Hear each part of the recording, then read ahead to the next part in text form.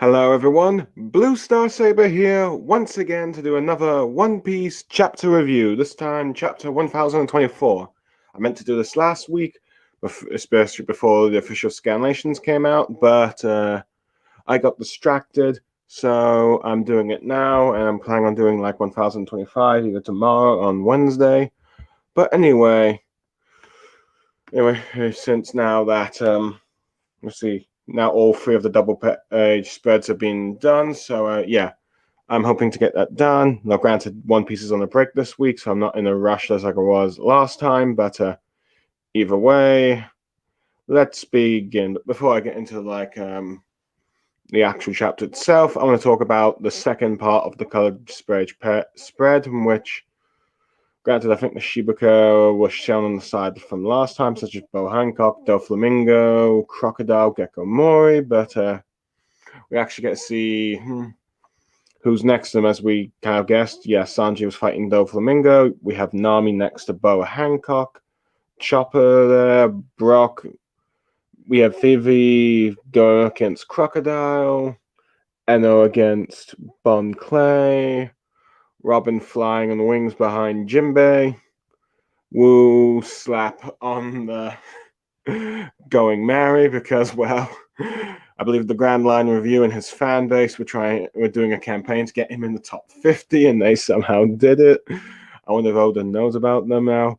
We have General Frankie versus Frankie versus Kid, who's grabbing him with a metal with his gear with one of his metal arms and all that stuff. Let's see, Monk Ooh and Julie Bunny. Let's see, and X Drake and Apo. Wait, hold on, West Generation. Let's see, Scratchman Apu. Yeah, I think that's Scratchman Apu. Let's see, that's the name. Let's see, surrounding. Let's see, Kid and all that stuff. There's also Killer. And from what I can tell in the bit of the panel there, seems to be Cabbage, and looks like there's a bit of a hint of Sabo there. But there's also Usopp and Zoro, and of course at the center is Luffy, and in the background is Gold Roger, the Pirate King, and all that stuff. So yeah, it figures this is the middle. Since this is the middle one, it's clear that the Straw Hats would be taking the center, and I do quite like how they've all been set up, particularly Luffy and Zoro right at the front and all that stuff, with Chopper and Nami by his side. I do like Robin's wings behind Jinbei and that stuff, being like his guardian angels, you will. Wolf slap on the Going Merry, that's funny. I think it's kind of interesting how you got Frankie versus Kid, Willow. I doubt that fight will ever happen. Let's see. It's nice to see that many of the worst generation got on the top 10s and all that stuff. Interesting that Nami and Boa Hancock are on the same side, because you got the two main girls who probably get shipped with Luffy the most. But then again, I don't think Oda really cares about Luffy ships. But yeah, I just find it interesting that Enel's against Bon Clay and all that stuff. And Gold Roger is clearly in blue as a sort of memory flashback thing. But yeah, either way, I guess it kind of shows that he's like to show he's a legendary figure. But yeah, anyway, on to the actual chapter itself. As we can, let's see, chapter so and so, I believe it is titled. According to the wiki, it's nobody important. So I'm not sure if that's just Fizz getting the translations wrong, because I'm reading it off the Fizz translations site. But yeah, where we see a bunch of the beast parts being knocked out from what looks to be the Color Supreme Haki. And Usopp's claiming that it's him that they're being unconscious over from his overwhelming willpower, presence, and all that stuff.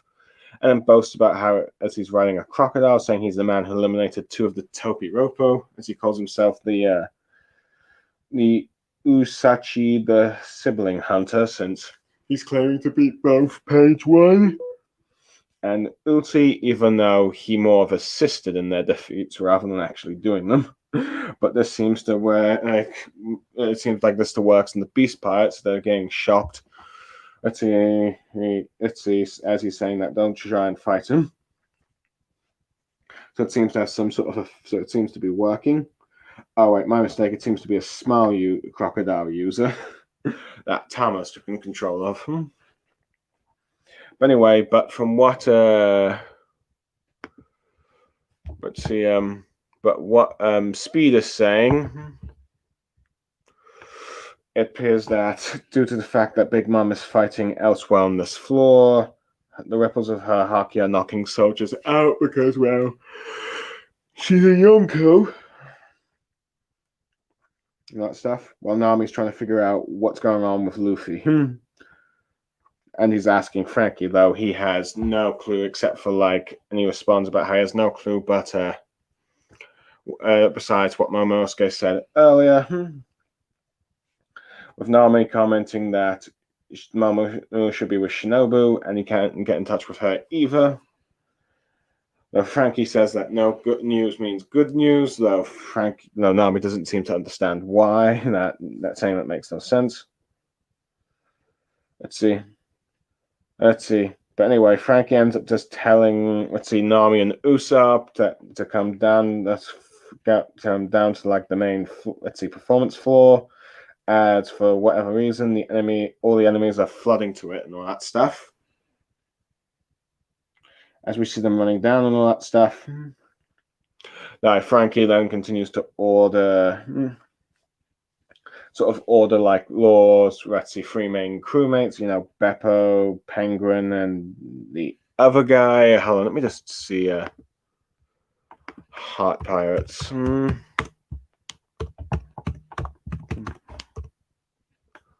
Heart Pirates. I think it's nope. Let's see. I know one of them's called Penguin. The other is Sachi. I think the one that nearly got knocked out by Rayleigh's haki and all that stuff. Yeah. But they say not to order him around since we're equals in an alliance and all that stuff, as we see them taking out Beast Pirates. Let's see. Anyway, we cut to the third floor where we see that the flames that Orochi had been setting up with his ninja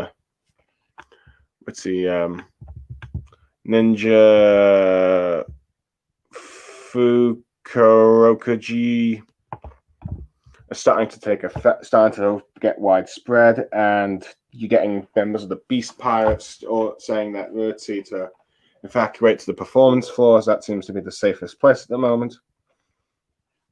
But anyway, we see Brock holding on to Robin, making some jokes about being cremated and all that stuff.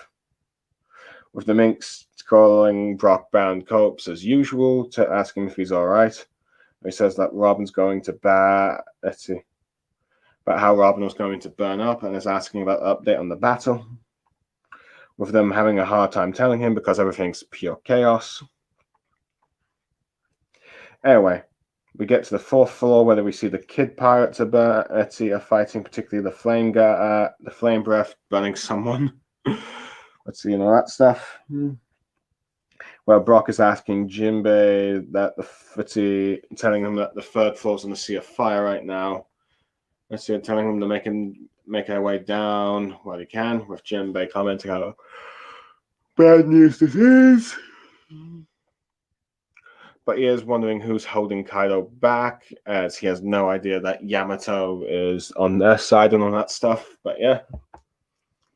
Anyway, we get cut to the performance floor as the samurai commenting about more enemies rushing to the castle, as we see Karamatsu with Yakuza holding them back and fighting them and all that stuff, keeping them at bay to make sure that they don't get in the way of Sora and Sanji's battle.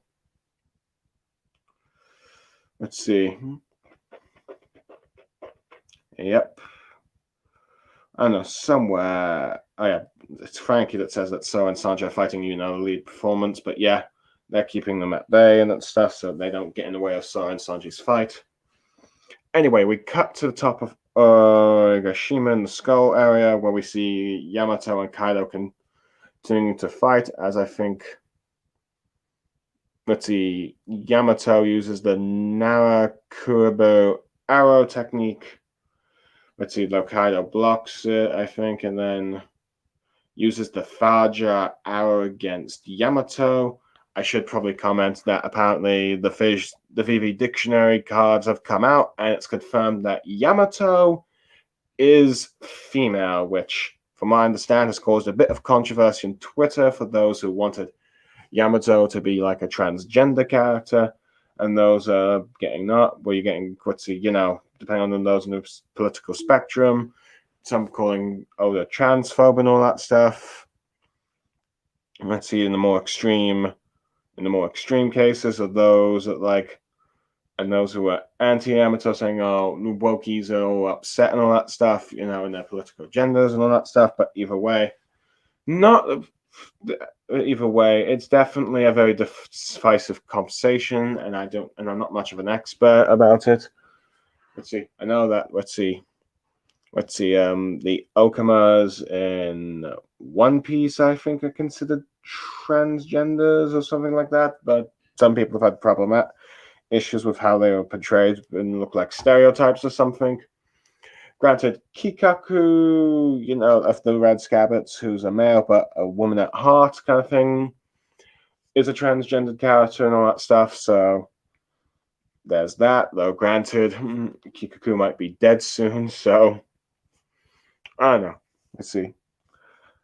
Let's see whether or not Oda is good with the whole subject of representation of transgender. I'm not an expert to really say about it, but that's all I've just been hearing. But yeah, but as for now, Yamato has been identified as female, so I guess from now on I refer to Yamato as she, because sometimes I refer to Yamato as he, or just generally say Yamato, because I couldn't quite figure out if Yamato was a transgender character or not. But yeah.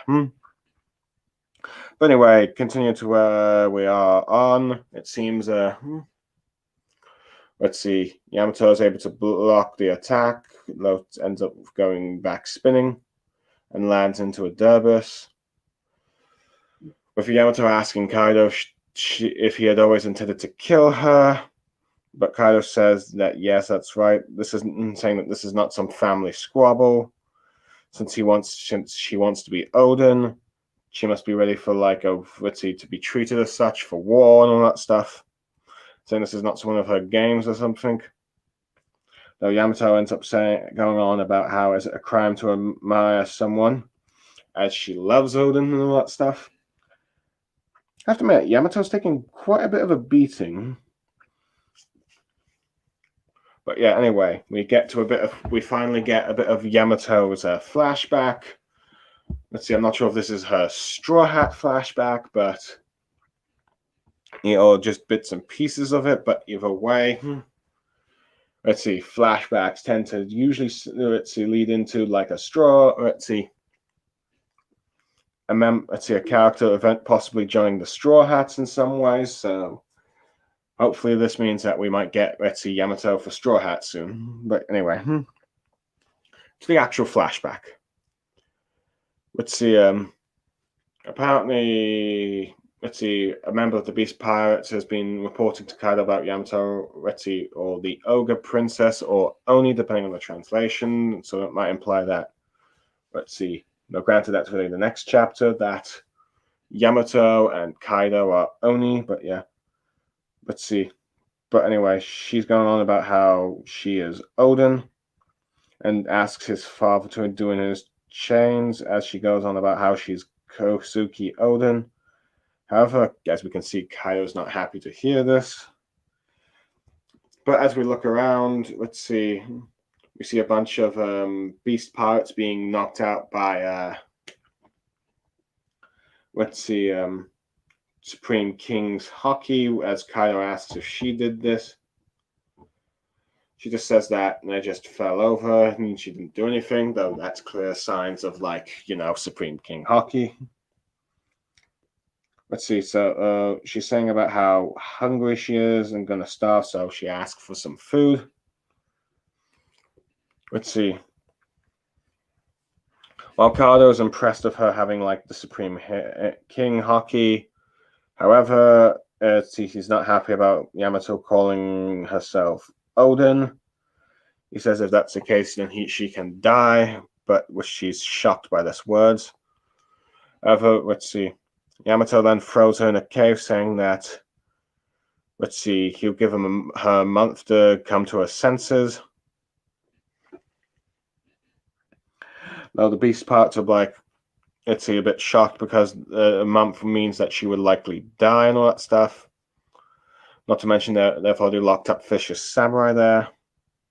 With Yamato pleading not to leave her here in the dark as she's chained by some beast pirates. Kaido ends up giving this message for like the swordsman of 102, saying that if they agree to join him, he'll let them go and just shout through the fence to the ceiling if they change their mind. He hears their rumbling as he realizes that they haven't eaten in days. So he decides to bring them some food, but only for one person, and gives them their weapons too. So, to make them fight for it and all that stuff. Yamato is like saying that this is unfair for her since she's a child of Kaido. They're going to bear a grudge against him and that they'll kill her. But Kaido goes like, showing a lack of care, saying, but I thought you were Odin. Trying to make her eat the consequences of her words. Let's see, with Yamato thinking how she's the son of, how she's, while she is Odin, she is also the son of Kaido, his killer. Let's see. It seems like, which does kind of confuse people. So this is, I guess, it doesn't help with the whole confusing about the whole gender identity thing, but let's see. Yamato does often refer to Yamato as his son, so perhaps she's also thought that as well. But yeah. Oh, perhaps I should just stay. Granted, perhaps I should just stick with the saying Yamato and try to avoid gender pronouns. Oh boy, I can't believe I'm having this conversation. I hope I'm not being insensitive right now. Since I'm pro trans rights and all that stuff, but let's see. But yeah. But anyway, she thinks that the samurai are gonna hate him, since she thinks that Kaido wants them to fight to the death.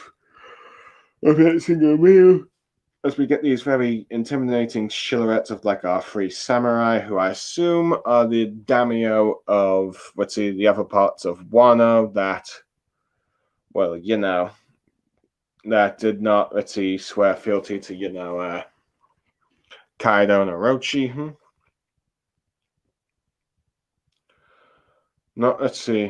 No, granted, she's think that that they're going to fight each other to the death, but not before killing her first, as they grab their swords. However, as she's fearing for her life, they give her the gritty food that was offered, the rice and the fish. As one of them tells her to eat, as samurai do not feel hunger, which she is surprised about, but crying about how she's hungry, and I think going on about being Kaido's kid, really. She thinks about how they're amazing, how they're not hungry. Now, granted, one of them that's got a bandage wrapped around him saying, eat up, you picked a hell of a family to get born into. Let's see, showing that they don't, in a sense, implying that they don't really care. As she's eating the rice, Yamato's eating the rice, damn it. As Yamato thanks the samurai, and saying that,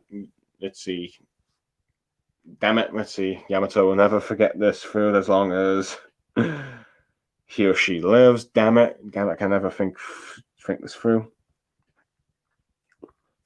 Now Yamato ends up asking if he or she could be a samurai too, even though he gets hungry, and that she gets hungry. I guess. I see. Damn it, I'm not keeping straight of what I'm referring to Yamato. I apologize. Let's see. With the samurai asking, "Are you Kasuki Oden? Are you not?" Let's see, saying that he heard her talking about it, about how he was a man beloved by all. Though she asks if they were friends and asks for the name. Though from what it's even though the samurai does not give his name, saying that he's a fallen one, and he calls him and asks Yamato to call him so and so, which is probably the name of the chapter. Though I think in the actual let's see, nobody important. So, but I think everyone can see that this samurai is none other than Shimonosuke Ushimaru. Ominaru's a master who, funny enough, is being revealed to also Fivika to be 69 years old, 1 year older than Big Mom, and possesses the Hito no Mi model, a sort of devil fruit that allows the mythical summoning fruit to transform into an Onyado, some sort of large monk that I don't know. I think was, from my understanding, someone bit someone's butt or something. I think, but apparently they're known to disguise as foxes. So this explains why. Let's see, fox the creature that Ominaru is and all that stuff. So yeah, that explains let's see, to explain why a fox can turn into like a human or something like that. But yeah, it's a mythical sonin fruit, and it's actually some sort of creature called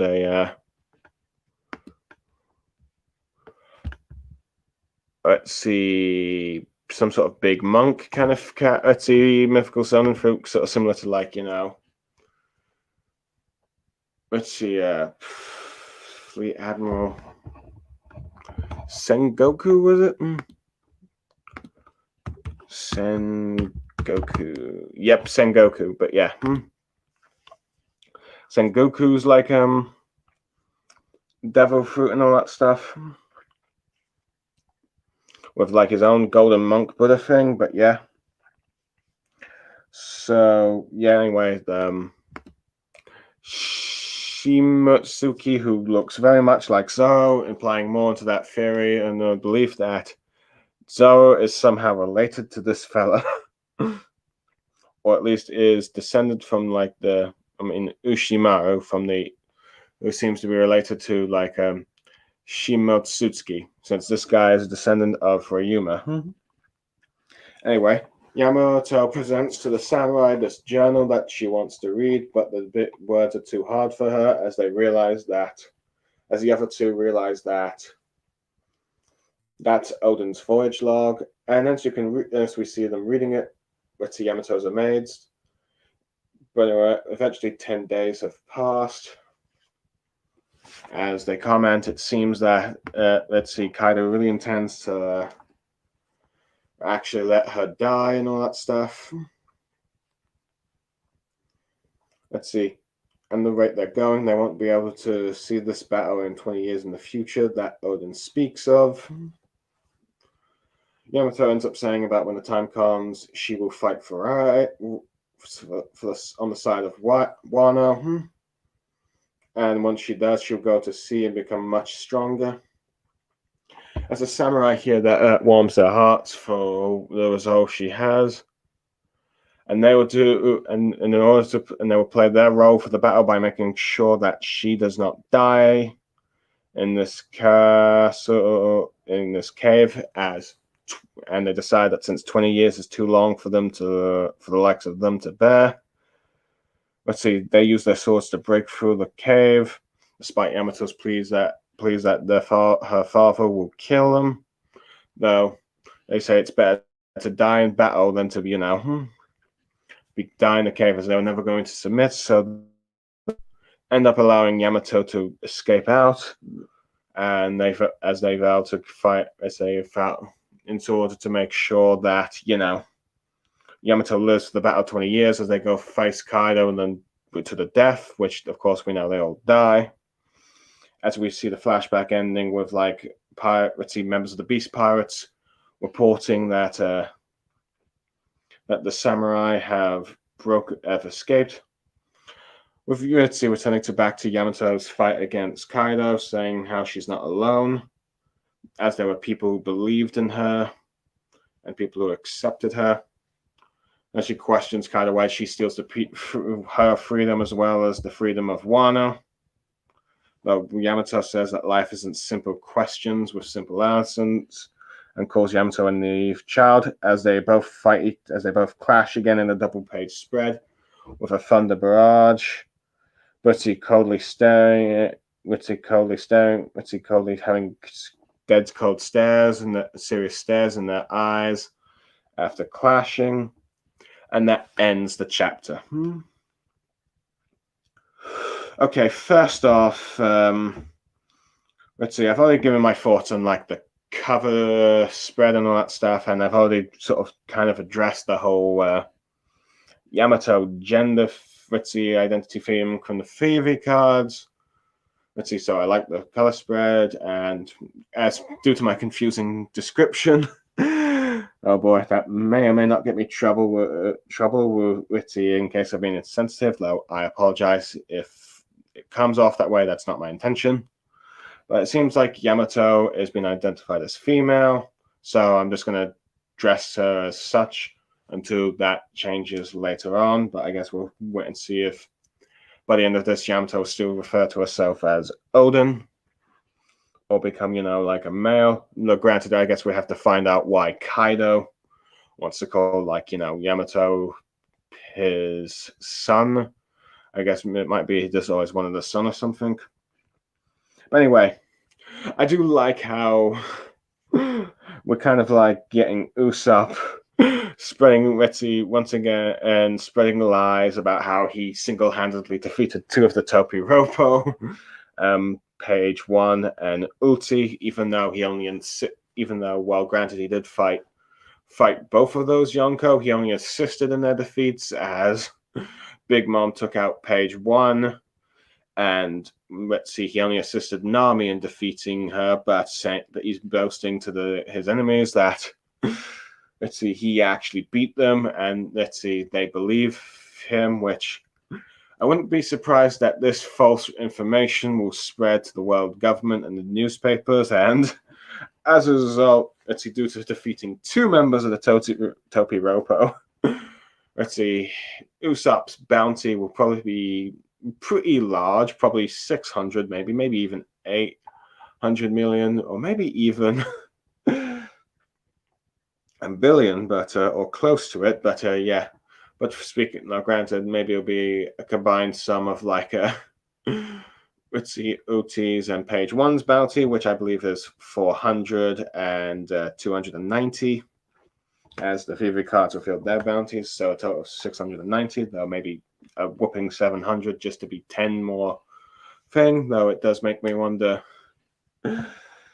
Let's see, though, for all we know, it could be possible that Uchi and Page 1 gain consciousness and then Usopp knocks him out again to sort of make that sort of like lie a bit more truthful, even though he did take part in the fight, but lies about being the one to actually beat them. All that stuff, though, does make me wonder what Nami's bounty is if Usopp gets the credit for both the defeats of those Topi Roppo. Let's see, and all that stuff. Now, granted, I assume that all the Straw Hats will have extremely high bounties after this. Now, Nami, who knows, maybe it'll be like 266 or maybe 466. I don't know. We have to wait and see. But I think that the weak tree are probably not going to be happy about how. Nami, I don't think will be happy if she gets too large a bounty because, more people will be after her. But anyway. It's also interesting how some of the Beast Pirates are being knocked. I do like how some are knocked out by Big Mom's Conqueror hierarchy, but Usopp is also saying that's him, though interesting enough. Let's see. This has led to some people realize that Usopp will eventually reveal to have Conqueror's hierarchy because every lie Usopp does make comes true in some form or another, even though it's not directly as stated. But I also do like how he's like, riding a small crocodile user who has like a crocodile body for a head and all that stuff. But yeah. Now, I do like how Speed is keeping an eye on Tamo while Nami is trying to, Gritty get in touch with Frankie and trying to get an update on Luffy, as none of the Straw Hats have heard it, though, as Frankie says, no news is good news. Nami says that doesn't make any sense, since, the status from Momonosuke's updates, which, I think Gritty, she doesn't seem to get that Frankie's referring, since Momonosuke says that Luffy's still alive, and that's the last they've heard of it, just assume that he's alive right now, and all that stuff.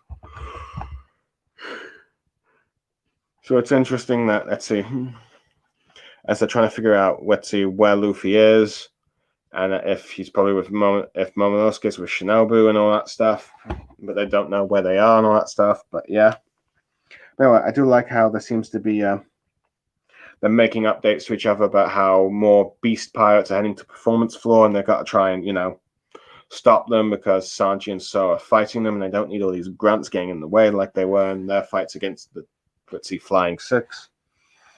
And I do like that we get a little panel of like the 3 main members of Law's crew fighting beast pirates. I'm curious to see if their bounties will increase or anything, though. Granted, I don't think the bounties of the Law's pirate crew are known except for Beppo. They're only 2. So granted, I think Gene Bart probably has a bounty since, he was a former slave of a pirate captain from a world noble and all that stuff. I do like how they go. The pirates like, we're equals in this alliance, so don't give us orders. But as we see from the next page, I do like how it seems Orochi's spreading fire and his revenge against Kaido is finally taking effect, as it's causing chaos everywhere, as the beast pirates are either getting burned or trying to retreat to the Performance Floor. And even the Straw Hats are trying to go there to try and prevent them from interfering in the fight. I do like how Brock is trying to make sure that Robin's okay, and then a bit of that joke about being cremated, even though he's already dead and all that stuff. Let's see. So yeah. I do like we get to see a bit of Law, Kids Pirates crew, particularly the Flame Breath guy taking out, some Beast Pirates, as he's also giving an update to Jimbo about what's going on, Grant and all that stuff, as they're all trying to head down to the castle. And I do like how we see Kawamatsu and the Yakuza preventing them from entering the floor and all that stuff, and fighting them and all that stuff. It seems Kawamatsu is not really going to get any named opponents, but just minor grunts, but I guess that's fine. He wasn't, I guess, one of the biggest members of the Topiropo compared to, say, Raizo, Kiminmon, and the 2 Minxes, Dogstorm and Cat Viper, but he's fighting at the very least, so we get to see him do stuff. But anyway, I do like we get the bit of finally get back to the Yamato versus Kaido fight, as they seem to have their own type of arrow attacks aiming at each other. And I do like how Kaido's not holding back against him, even but it goes to show how cruel he is, not holding a back against his own child and even willing to kill him and all that stuff. I mean, her, sorry. And all that stuff, but it's as long because it's clear, as Kaido's concerned, as long as you're calling yourself Oden, he won't care if you live or die, even though he plans to have her become the next shogun of Wano. But so a bit of contradiction there, but I guess that means Kaido can always find a replacement. But anyway, I do find it interesting how we get a flashback of where showing that Yamato, after seeing Oden's death, has learned the Supreme King hockey and has gone on a bit of a tantrum about how she's Odin, with Kaido clearly being annoyed, but impressed that, Yamato can use Supreme Kings, but as long as, she's calling herself Odin, he won't let this slide. So let's see. He doesn't care if she dies, but is willing to give her a sort of like slim chance of renouncing like being Odin and saying and apologizing and all that stuff by trapping her in the cave for a month and all that stuff. And they'll let her out if she renounces the whole Odin thing. Though even his own pirate crew thinks that's a bit cruel, since she will surely die from starvation from that long. Not to mention they've put samurai in there. So, but he doesn't care. Showing just how cruel and how really terrible of a father he is, really. So, yeah. Let's see. Even though Yamato's pleading not to leave her there, and let's see.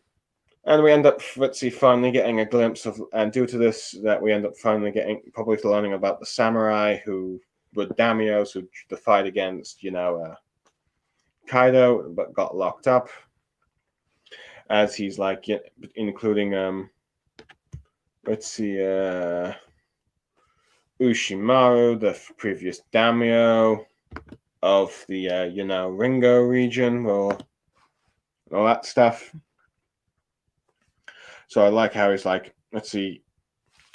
If they agree to join his army, he'll let them out and all that stuff, but only gives them like one bowl of rice because of food and says you have to fight to the death for it. And I do feel like how, due to the fact Yamato thinks, since she's Kaido's child, they'll kill him, though, as we see, Kaido doesn't care because as long as she's calling himself Odin, she doesn't care and all that stuff. He doesn't care. And she thinks they're going to kill her for the food, but instead they show her kindness. And they say that samurai don't get hungry and all that stuff. So it does make me wonder if these lot are sort of like Yamato's dead figure characters that you always get in a Straw Hat flashback. The only exception is, of course, Luffy, but for a while we did think it was Sabo. But yeah. But she's tears of joy for all this stuff. And a bit more of the theme about food and and starving people and children. Also says like, she'll treasure this food for the rest of her life and all that stuff. As she bonds over the samurai, asking if she can be a samurai too, and then even showing them Odin's journal and all that stuff. But yeah, I do like how the Ushimaru, looking like Zou, gives more leverage to like this. So Shimimaku theory, or like a descendant from Wano theory, or possibly being related to this guy. So there's that, unless Zoro turns out to be a reincarnation.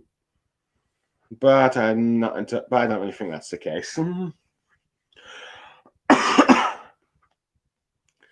Anyway, I do like how the samurai are willing to give down their lives to make sure that, Yamato escapes, because due to reading the journal, they know that the battle is coming in 20 years, in which pirates will appear that can defeat Kaido. After Yamato, makes a declaration how she will be on the side of Wano when that time comes. So they'll make sure that she makes it by getting her out of this cave and dying by fighting, and by sacrificing themselves by fighting Kaido when they, clearly would die. As they rather die a samurai's death rather than dying starving in a cave, despite Yamato's pleas. I do like how, I'm not sure if this is like Yamato's tragic death of characters yet, but I guess it will come close and all that stuff. Well, granted, she was also saddened by Odin's death. But let's see, due to the people that sacrificed themselves to make sure she lives for this battle, to get to this battle. Let's see, going about how all those Fritzy people who accepted him, she will not allow Kaido to steal her freedom and Wano's freedom any longer and all that stuff. Though Kaido thinks she's a naive child. I do like how the last bit of the chapter ends with like double page spread of like Kaido and Yamato both using the Thunder Barrage technique, as Yamato is like I guess, let's see, junior Kaido in a sense. Let's see, since, well, so of course she'd probably pick up his fighting style, though granted she probably really even though she wants to be more like Odin, though granted. It makes me think why Kaido never tried to try to get, let's see, Yamato to be impressed by him if he wanted, Yamato to be the ideal son of his or something. But I guess all he knows is cruelty, so which probably just drove her further away from him and more towards the samurai, who didn't really care that, let's see, she had Kaido's blood in her, or that she just but respect and admire her for wanting to be like Odin, all that stuff. So, yeah. Overall, I'll give this chapter a 9 out of 10. The updates on the Straw Hats after their fight as they're trying to escape the fires that Orochi's set up and trying to get to the performance floor to prevent Beast Pirates from interfering in Sora and Sanji's fight. And all that stuff. More of Yamato versus Kaido, and even more of Yamato's flashback where we saw Ushimaru. Let's see if I'm saying that name right. Ushimaru, yeah, Ushimaru. And that